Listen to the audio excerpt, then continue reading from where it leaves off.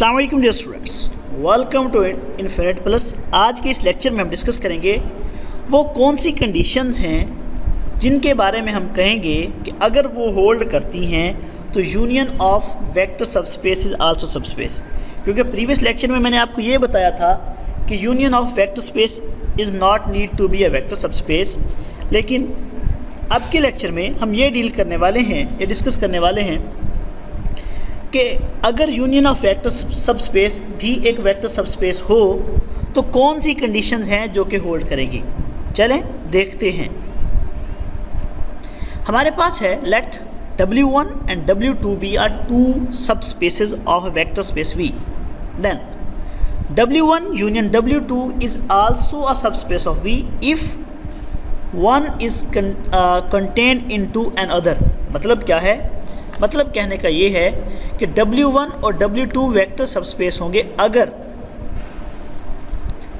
हमारे पास W1 जो है वो कंटेन कर जाएगा W2 में या W2 कंटेन कर जाएगा W1 में। क्या मतलब है?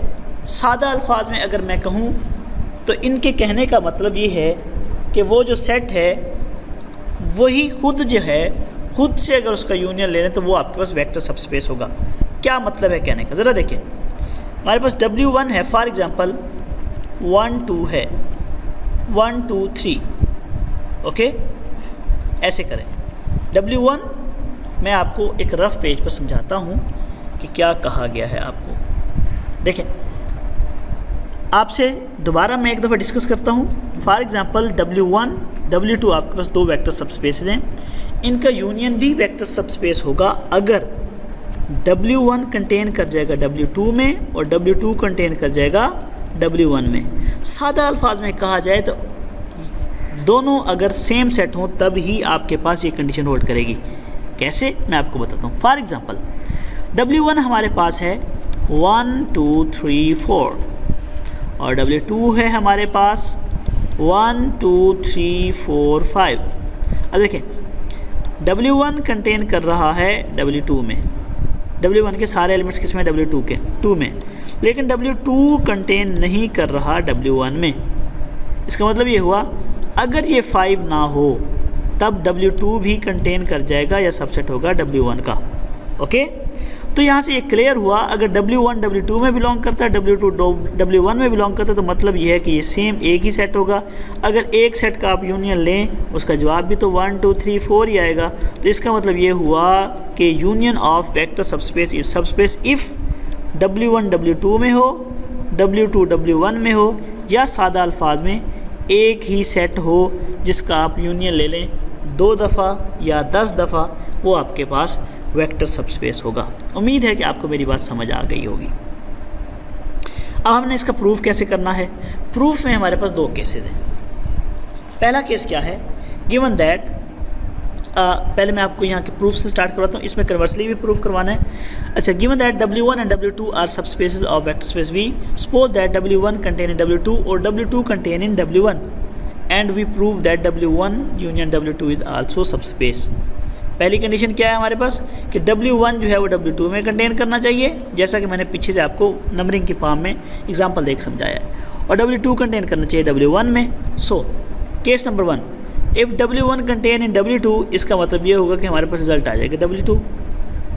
क्या मतलब है इस बात का?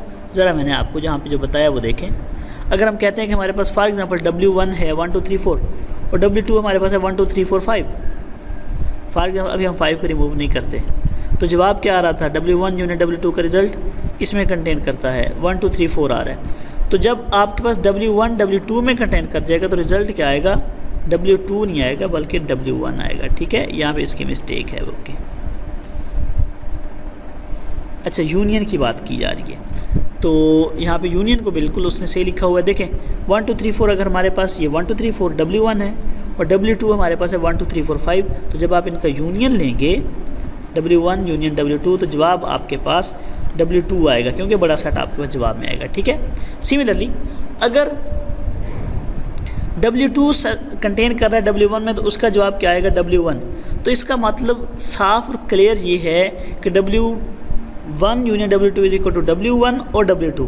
तो यहाँ से क्लियर बात ये हुई कि हमारे पास एक ही सेट है जो कि 1 2 3 4 सपोज दैट ये है, चाहे आप इसको W2 का नाम दे दें। तो जब आपके पास एक ही सेट खुद होगा तब आप उसका बेशक से यूनियन लें 2 टाइम या 3 टाइम, तो इस तरह के सेट का जो वेक्टर सबस्पेस बनेगी वो, अगर इस तरह का सेट आप यूनियन की फॉर्म में लेते हैं तो इस तरह के सेट्स का जो यूनियन है वो भी वेक्टर सबस्पेस होगा।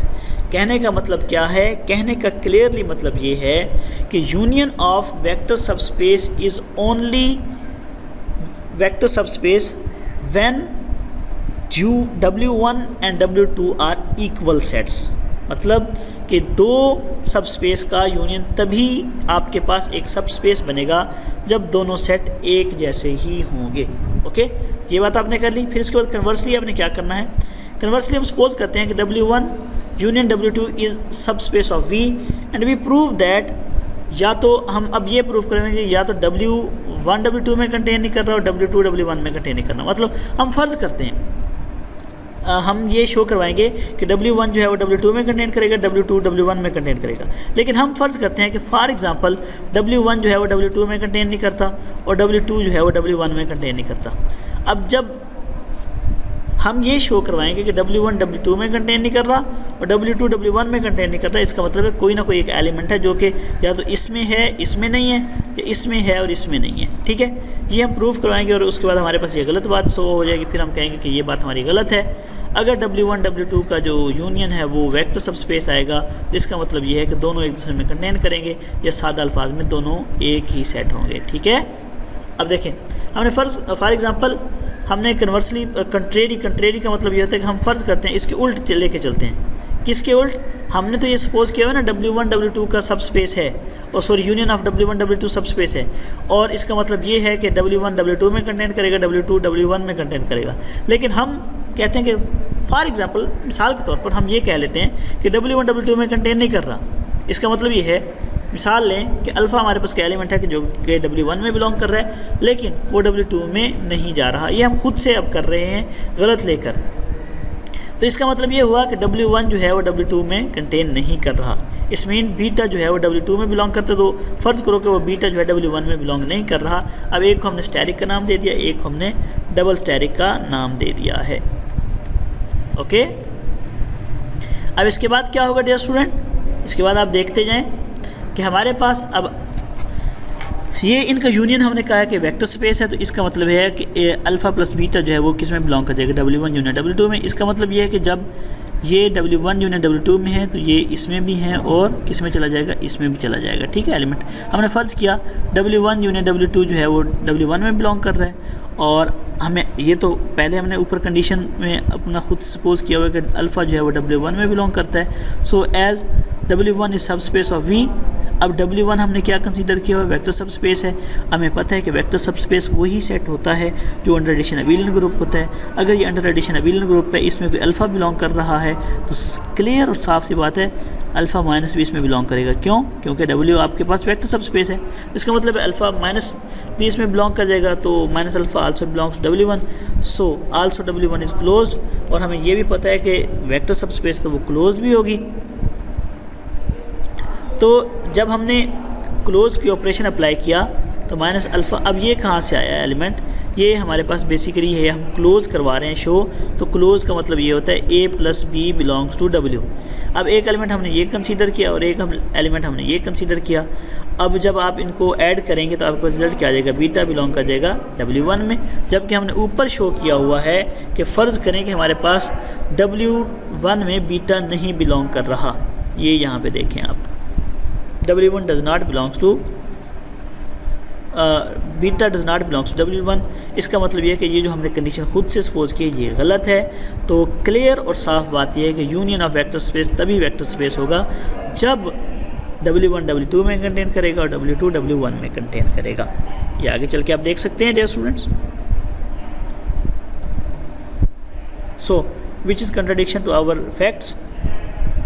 This shows W1 contain in W2, similarly W2 contain in W1, so either W1 W2 में कंटेन करेगा, W2 W1 में कंटेन करेगा। मैं आपको यहाँ पे बताता हूँ दोबारा से डियर स्टूडेंट्स। इस तरह मैं आपको क्या इस तरह में आपको क्या कहा गया था, आपको ये कहा गया था कि W1 यूनियन W2 तभी वेक्टर स्पेस होगा अगर W1 जो है वो सबसेट होगा W2 का और W2 जो है वो सबसेट होगा W1 का। ठीक है, पहले हमने यही कहा कि W1 W2 जो है तभी वेक्टर सबस्पेस होंगे अगर ये इसमें कंटेन करेंगे। फिर हमने कन्वर्सली लेकर चले, हमने कहा कि ये वेक्टर सबस्पेस है और फ़र्ज़ करो कि ये एक दूसरे में कंटेन नहीं कर रहे। इसी को जिसको हमने फ़र्ज़ किया था कि एक दूसरे में कंटेन नहीं कर रहे थे, हमने कहा था कि फ़र्ज़ करो अल्फ़ा जो है वो W1 में बिलोंग कर रहा है लेकिन W2 में नहीं है। सिमिलरली हमने कहा था बीटा जो है W2 में बिलोंग कर रहा है लेकिन बीटा जो है W1 में नहीं है। लेकिन हमने जब अपना कंडीशन देखी तो उसमें हमारे पास ये शो हो गया कि अल्फ़ा जो है वो अल्फ़ा जो है W2 में भी बिलोंग कर रहा है, तो जिसने हमारी ये कंडीशन को गलत साबित कर दिया। क्या गलत साबित कर दिया था कि जिसमें हमने ये कहा था कि W1 जो है वो डज़ नॉट कंटेन W2। सो उसके बाद हमारे पास ये प्रूफ हो गया कि यूनियन उसी सूरत पॉसिबल होगा जब सेट आपस में एक दूसरे में कंटेन करते होंगे, या सादा अल्फाज में मैंने आपको बताया था कि जब इनका एक ही सेट होगा तो उस सूरत में union of vector subspace is also a subspace. अभी के लिए इतना ही, इंशाअल्लाह नेक्स्ट लेक्चर में मज़ीद डिस्कस करेंगे। अल्लाह हाफ़िज़।